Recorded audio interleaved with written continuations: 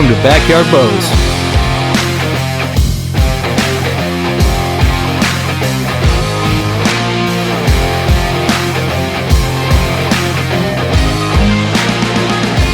Hey, welcome to Backyard Bows. I'm Brandon. Today we got the V3X33, which I felt deserved its own individual review. I'll tell you a little bit during our single shot assessment, kind of give some clarification on my opinions and feeling towards the new Phase 4 for this year.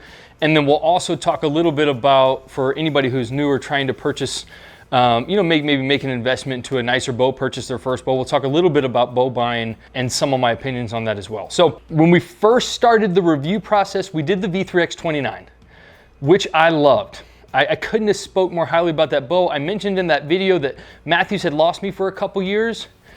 They brought me back with the V331, and then the V3X29 I absolutely loved. The more I've shot the V3X33, the more I realized, man, this bow just deserves its own review. It's a fantastic bow as well. And then the Phase 4 wasn't for me. You give me a Phase 4, I'm gonna give it back to you. Plain and simple. We'll try to sell it on eBay. And I think that's okay. You know, so many guys gave me shit, you Mathews fanboys, about me saying anything negatively about anything about Mathews. And it's like, man, I love Mathews. I love their company. I love their direction. I love who they are. I love everything they do. But that doesn't mean every bow and every product that they put out is for me. I feel like that should be a unanimous mindset. Like, you can't, there's so many different companies out there that are putting out so many cool bows. Like, you only have, and again, you stay loyal to a company that's been good to you. I understand that. But if something's not for me, it's not for me, and I'm not scared to say it. I'm not trying to offend anybody, but people get offended naturally. Yeah, everywhere you go and everything that you do, you're gonna offend somebody. I just don't give a shit. So, and we'll talk more about that in a second. But the V3X33, awesome bow, great specs. I love the way this one's set up. I couldn't speak more highly about this exact setup right here, and we'll kind of touch on every little part of it. And why this one is so special to me.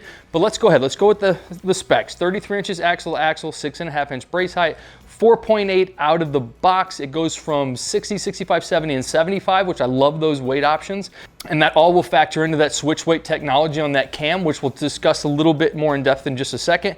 And then you get a draw length of 27 out to 31 and a half. So I like that too. That 31 and a half is huge because those guys who are 31 and a half, you don't get that on every bow.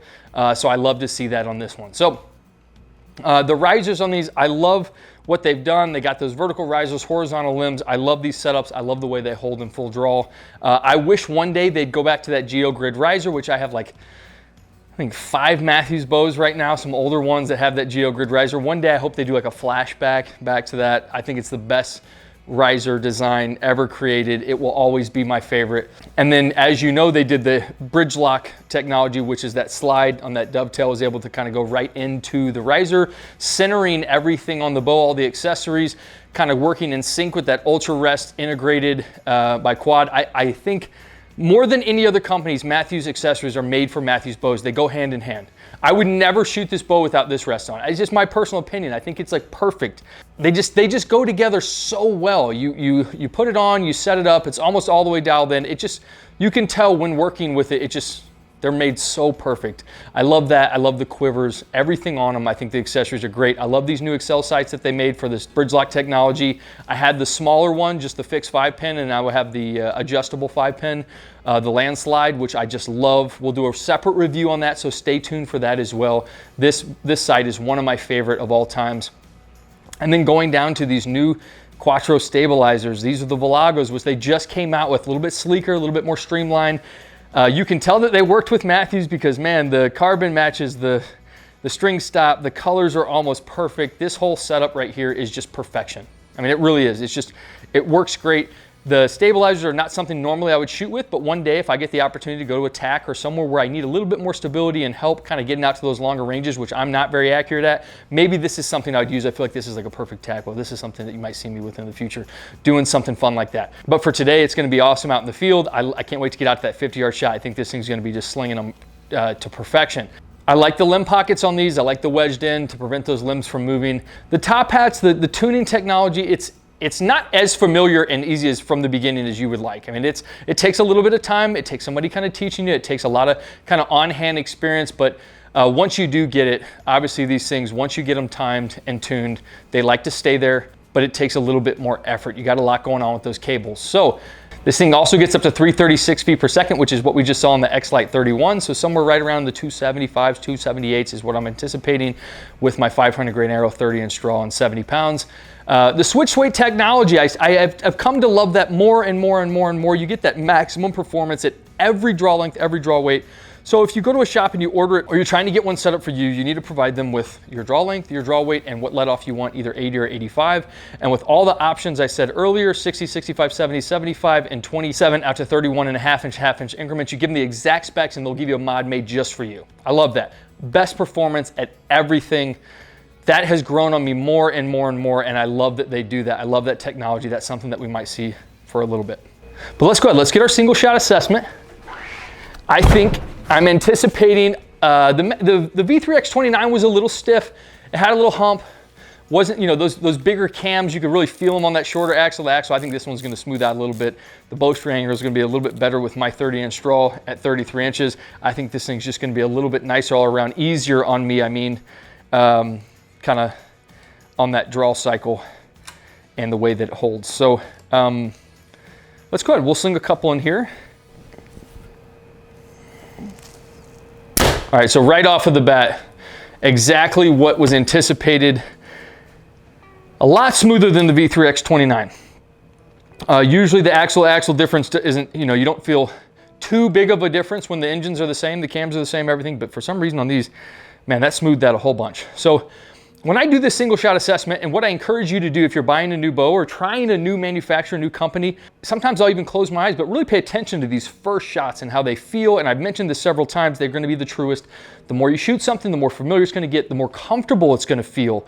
So, and that's why you see these guys, they've been a Mathews buyer, purchaser their whole life, and then they pick up a Hoyt, and just, you can tell by the look on their face, they're like, oh my God. And it seems like such a negative reaction, but it's just, it's just so different. It's so different, it's so noticeably different. So each bow is different, even from the same manufacturer. Different manufacturers, different bows, different years, everything's different, so pay attention to those first ones. Those will be the truest. So I love the single shot assessment. It really kind of gives you those first impressions that sometimes stand out the most. So extremely smooth on the draw, very linear, transitions really nice into the back wall. I love the way this thing feels. And then again, it just sets up really nice. My bowstring angle is like perfect for this 30-inch draw with the 33-inch axle to axle. It holds really, really nice. I love these stabilizers on here. Like I mentioned, they're not necessarily something that I've shot with a ton. Wouldn't probably take this setup in the field like this. This is a lot for me. It's a lot of weight. It's a lot going on. I'd probably just run a 10-inch stabilizer on the front, take this one, throw it up front, and that's a perfect bow setup to me. But if I had a little time, room, and space, like I said, maybe a tack event or something like that, maybe I'd run both, give myself a little extra help on those longer distances. But this is just at full draw, man, this thing outside I think is going to perform just awesome. It just sets up and holds so nice. I mean, very smooth, a little bit of vibration in your hand. The grip on these is not my favorite. They never have been. I think there's just so many other grips out there that are better than these. I don't like the vertical grip. Again, that's just my opinion. And I'll also tell you my opinion on the Phase 4, which I know some of you are dying to hear about. And I think people are so confused, like, why is he so anti the Phase 4? Here it is. This is a perfect bow. To me, the Phase 4 has potential complications down the road. And what I mean by that is some guys buy a bow and they keep it for 10 years. In my opinion, I think those rubber liners between the limbs are going to either dry rot, get debris, moisture, whatever in them, and cause complications. That's just my opinion. Now, Mathews said they field tested it. So I reached out to Mathews with an email saying, hey, I have some questions for you. They said, we already have paid partnerships, sorry. They didn't answer any of my questions. I wanted to be like, I'm not asking for a fucking paid partnership. All I'm doing is asking for you guys to answer some questions because I'm a consumer. I purchased a bow and I have some real questions that I have and concerns about some of the parts of the bow. So I never got to ask them. So maybe they have been field testing this for years. I'll never know because they never answered my questions. But what it seemed like is they put a couple celebrity hunters out into the field. They shot a moose and they said it's field tested. You know, it's tried and field tested. It's like, yeah, it's one hunt. how's this thing gonna last up over time? So if you have these two bows, exact same bows, almost exact same technology, I don't care about a stabilizer that slides into a riser. Am I gonna pick the one with potential problems, which is that rubber liner, or am I gonna pick this perfect bow that doesn't have any of those complications or problems? In my eyes, I'm going with this 10 out of 10 times. So there it is. Did the Phase 4 perform out here? Did I love shooting it? Was it a great bow? Yes. But if I had to choose between, and here's another thing I'll tell you, for those new bow buyers, this was the last V3X in the store that I went to. I got a deal on this. I'm not even gonna tell you what I bought this for, but I went up to her and said, hey, I noticed you got one last V3X over there. You wanna sell it to me? I'll buy it, because I know it's probably hard to get rid of, because most guys that come in that don't know what the hell they're talking about, they're gonna go buy the Phase 4 and they're gonna get whatever's getting sold to them. I'm looking over there like, man, this is the last one in the shop. Give me a good deal on this, I'll buy this right now. So if you're a first-time bow buyer, you get the same bow, same everything almost, for hundreds of dollars less, go with that. You know what else you can go on eBay and find a V331, which has perfect compact specs. The V331, you could probably get for like 700, 750 bucks right now, almost brand new bow, and it's a perfect bow. So again, these are just my opinions. Now the next bow they come out with, will I be just as intrigued? Yeah, I can't wait for Mathews to put something else out, but did the Phase 4 catch my eye? No. Right when I first saw it, I said hell no. I had red flags all over the place. Again, that's just me. I have my own experiences as a hunter and just how I feel about certain things, and those were real strong feelings for me. And then nobody answered my questions to reassure me that, hey, we've actually been back testing this for 5 years now. We've had a couple of these prototypes made, they've been in the field, and they still work perfectly. No one ever got to answer that question for me, so I don't know. So I'd go with the V3X33, which is why I wanted to do a separate review on this, because this is an amazing bow. And again, I was a Mathews fanboy at one point in time. So, I mean, I feel like I'm comfortable critiquing, because I have tons of Mathews bows up there. I've shot them for years. I used to like swear by Mathews. And if anybody talked negatively about them, I'd be the guy who got upset and frustrated, you know. But now I realize it's like, man, you don't have to like everything that a company puts out. Look, I'll go back and forth between Hoyt and Mathews my whole life. And if somebody wants to give me shit about it, I don't care. I'll hang up a Hoyt bow on that Mathews hanger over there all the time. I want to find out what's best for me and what performs best for me and what feels the most comfortable for me and what I'm the most consistent with. And that's what I'm going to choose every year. And I'm not choosing a name brand. And I feel like if you're new to hunting, you should have an open mind. Don't shoot what your uncle tells you to shoot and what your dad's been shooting forever. Go out, feel some bows. One will stand out more than you, and you'll eventually fall in love with one. And that's what you should go with, because that's what you're going to be most consistent with. That's what you're going to practice the most with. And if there's one thing you can learn from Backyard Bows and me, it's that point. Get out there, shoot a whole bunch of different bows. I think you'll find one that you'll fall in love with. This right here to me is awesome. I love this bow, love everything about it. The rest, sight, stabilizers, everything. This is perfection to me. But I also have Hoyt bows up there that I loved equally as much. The Phase 4, if you gave it to me today, I'd sell it tomorrow. I know it's gonna upset some of you, but whatever. Let's go outside, let's sling a whole bunch. I'm excited to shoot this. Then we'll do the speed test, sound test, we'll give it a grade. So on to what we call the Freestyle Shoot. And I feel like we have a lot more followers, new followers than usual. So we'll kind of do a little mini recap on everything. I built a box here on the deck, which kind of elevates us, and we shoot down into the valley, into this hillside. From over here, we'll shoot a boar at 30, and then 2 bucks are at 35. This is kind of like, resembles my tree stand. These are the shots I like to take in the field. I don't like a 20-yard shot. I hate a 16-yard shot. I don't like when it's real close. I like a 30-yard shot on a deer. That's like my perfect distance where I can be a little bit more stealthy myself with my draw. And then I like the way visually it comes through my sight. So that's kind of what I've assimilated over here. And we did all this years ago. Before we even started the review, this was kind of like my setup where I would practice my shooting. So that's what we'll do right here.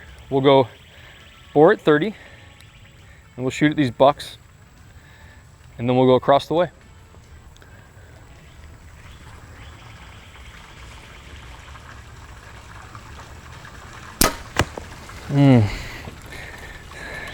So if you ever hunted boars, their hides are thick. They need a little kinetic energy. They got some thick up front shoulders, thick hides. I've seen a couple arrows almost bounce off one, so I always like to try to put it right behind that first leg, a little bit thinner hide, right into their heart area.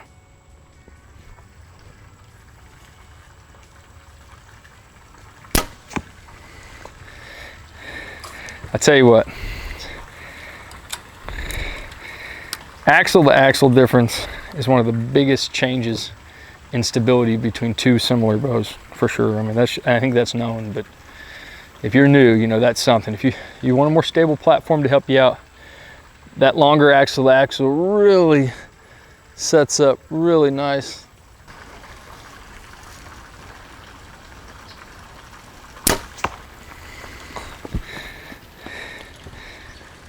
So I'm not getting no knock. So now we'll step over to gazebo and we'll talk about some of the longer shots that we do. All right, so our freestyle shoot that we put on camera are the first shots that we take on camera with the bow. And I like doing the first ones just because it kind of shows just, you know, some bows you can be a little bit more comfortable with from the beginning. It seems to be a more natural, you know, and you can kind of really see the more you shoot with something, the more comfortable you're going to get, the better I'm going to get. So me shooting now to me shooting at the end of the day, it's almost not night and day, but I mean, you can definitely tell a difference with the placement of my shots. So I like the first ones on film. So that's what we give you. And then from over here at the gazebo, we have 5-yard increments, 3D targets from 20 all the way up to 50, starting with a turkey, ending with an elk. We'll shoot at all these. We'll kind of run this little ladder. I'll shut up and shoot, and we'll kind of get after it. I'll tell you what, that draw cycle feels better and better and better. Now we got a coyote at 25.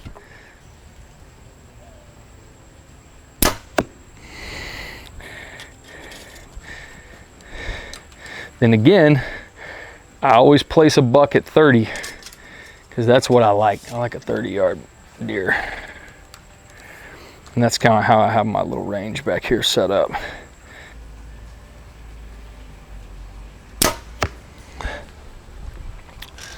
Moving on up to we have a gray wolf. I love these Reinhardt targets, especially the bigger ones like this gray wolf, like the real life-size ones. They're just so durable. I leave my hair all year round in the weather. I have shot so much at these and they're kind of barely starting to eat away. The black bear at 40, I think I shoot at the most, so that one's starting to get a nice hole in it, but these are just awesome targets. If you're looking for really nice targets, these are ones that I would suggest. You're gonna pay a little penny for them, but otherwise you just buy like 5 big bucks anyway, so you might as well just spend $500 on a real nice one. Now we'll go mama black bear at 40.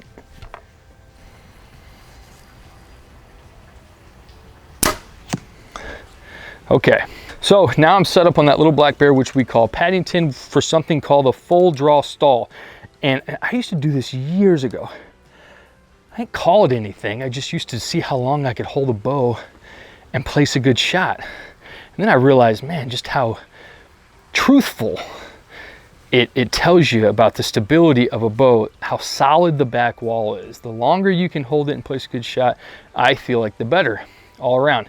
Some bows at 15 seconds get a little wobbly, some at 30, and then by 60, some get a little shaky, and then some just hold true all the way through. That's kind of what you're looking for. So I do a 60-second hold. If you really want to test yourself, do a 90-second hold. And I think out to 40 or 50 yards, trying to place a longer shot. You know, 20, 30, 25, 30, 40, or 25, 30, those kind of shots seem to be a little bit easier once you get to 40 yards. So I do it on a 40-yard target. 1 minute hold, 40-yard target. I'm gonna try to stay as still as I can while holding, which I think is important too, to try to assimilate that real life situation where you just kind of froze. And then at a minute, trying to place a well-placed shot on that little bear. So let's go ahead and we'll go 1 minute.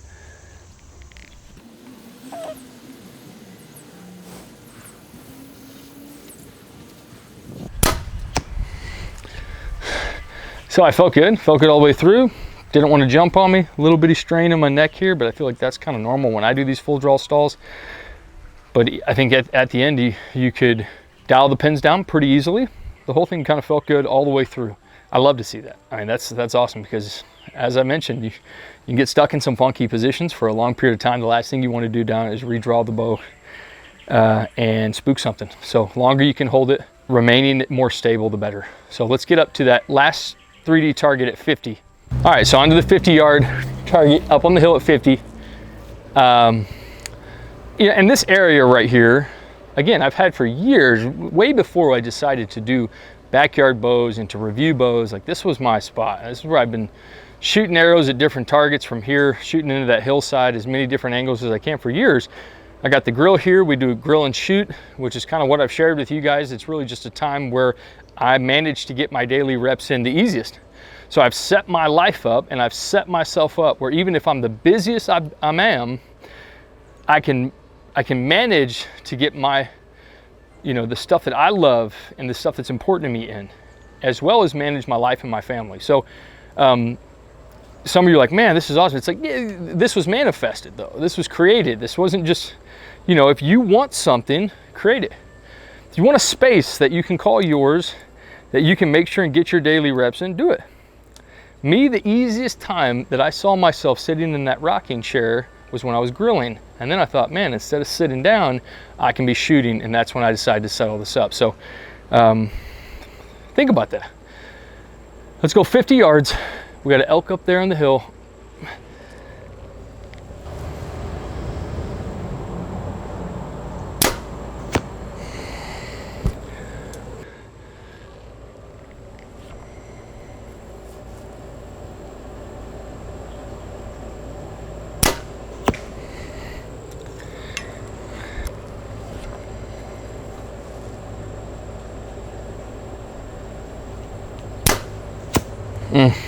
Feel good. They feel good coming off of here. You feel like you're in control. You know, I love that. It's like that. It's a great feeling as an archer. It's like to feel like you're in control of your arrow and where it's going. And these feel really good coming off in here. Nice and stable, full draw. I think that's my favorite part about the bow is right here.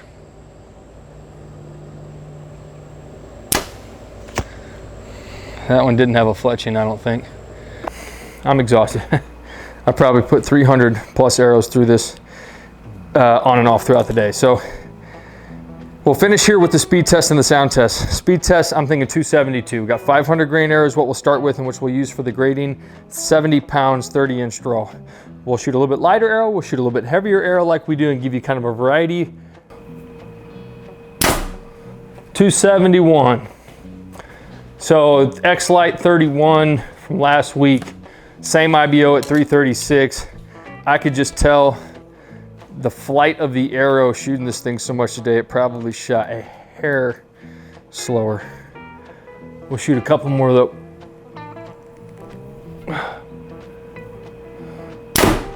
273. So,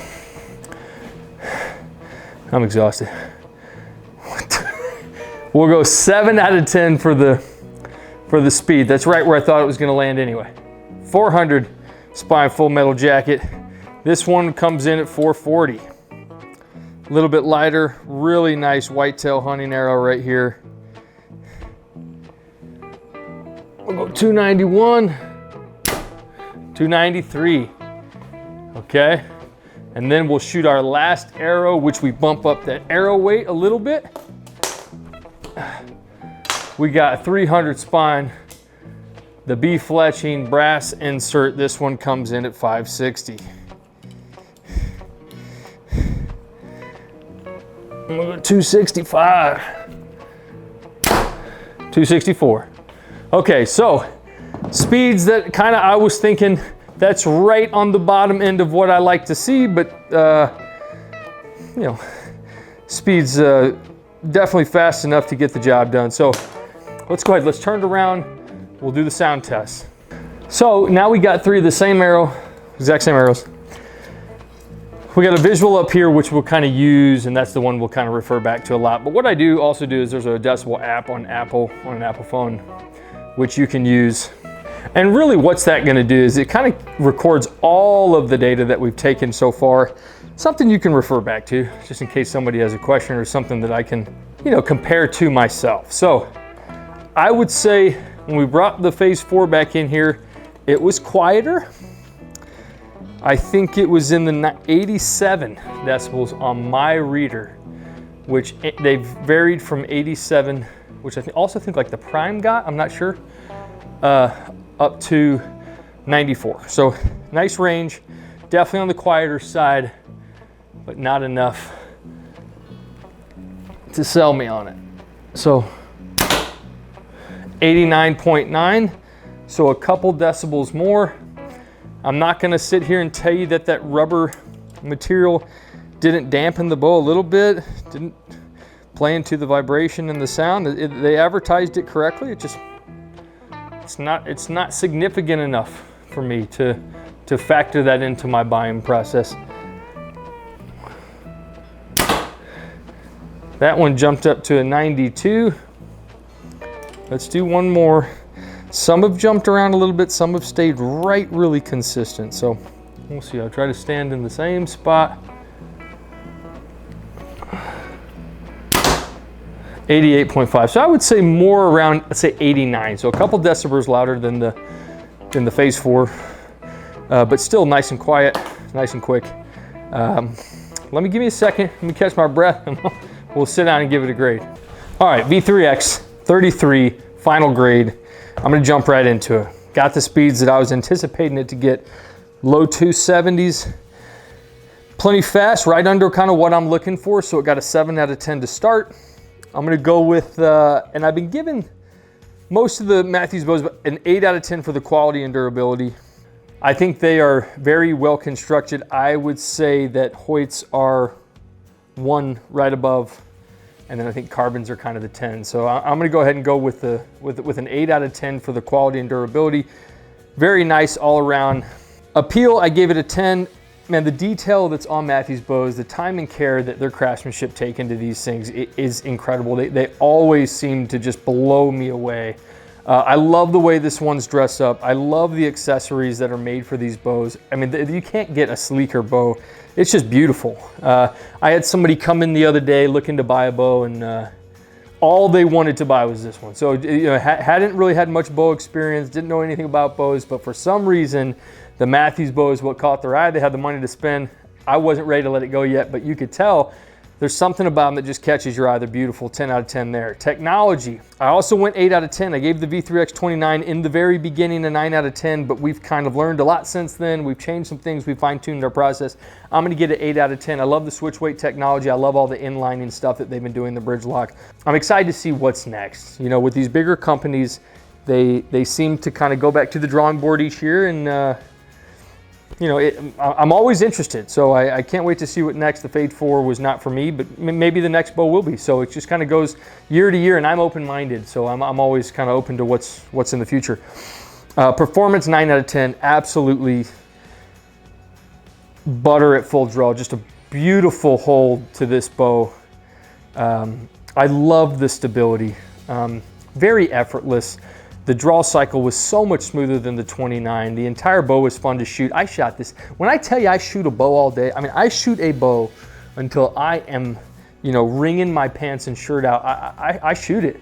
No matter if it's 92 degrees like it was today, or it's in the winter with a review and when it's freezing, I mean, I shoot the bow. I'll garden in between and mess with the pups and do some other stuff, but like I get after it. And I usually dedicate, when I do a review, I'll dedicate the full day, which my girlfriend hates, but I want to give you guys some honest feedback. You know, sometimes the bows kind of ease up a little bit. Sometimes they gradually become more familiar quicker. And I mean, just you got to shoot a bow for a good amount of time to kind of really feel how it's going to be for kind of a grading assessment like this. You can't just shoot it a couple times. I mean, you really got to get after it. So 9 out of 10, I would say. The 50-yard shots on the elk were some of the best placed shots because I've shot this thing all week. So that's like the one difference between other reviews and this review is like I've shot this thing ever since we got these bars in from Quattro. I've kind of put this thing outside several times. So my single shot assessment and some of the first shots on camera for this bow necessarily weren't factual. I've had this thing dialed in and I've been repping it quite a bit. So, but I usually like to give you, you know, I'll dial the bow in, sight it in at an archery shop or in here, 20 yards. I get the 30-yard pin set, and I use that, you know, usually that React technology from Trophy Ridge, and I'll And some of the 40, 50 yard shots are the true first shots I put on a target. So this one, not so much, but usually that is the case. But I still shot this thing a bunch today. Absolutely loved it. I could not speak more highly of this bow and this setup. This one will be in the Mathews hard case I have for a while. I'll keep this, put it in the field very soon. I'll probably hold on to this one for a while. I said this in the beginning, but this to me is the next timeless bow from Mathews. You just can't beat it. I think we'll see it in guys' hands for years. You know, the Z7, the Chill, some of those first bows that were, you know, that I used, I still know guys that have been using them for 10, 12, 15 years, change the strings out and they still perform. And then you had a whole bunch of bows in between that you just don't see much of anymore. I don't know where they are, but they're not in circulation anymore. I don't see them in the field a lot, but I do think this one will be one of those timeless bows that we'll see guys saying that they bought this thing 10 years ago and it still performs like new. So, you know, if you found anything in this video helpful for your bow buying process, subscribe to the channel. We have tons of bows that we've already reviewed. We have tons to come, all different manufacturers, from budget bows to flagship bows. We don't discriminate. We want to get everything in here and give everything a fair shake, as well as tons of accessories that we've already done. And then again, more to come. So we're just getting going. Thanks for watching. Make sure above all, you get your reps in on the daily. See you next week. Hey, thanks for watching. If you haven't already, hit that like button, leave us a comment. I love interaction. Make sure you subscribe to the channel. We have so much more to come. Follow us on Instagram, Facebook for updates of anything else that we're going to review. If there's something that you're interested in, hit those links below and check them out. And make sure, no matter what your setup is, what bow you're shooting, get your reps in on the daily. We'll see you next week.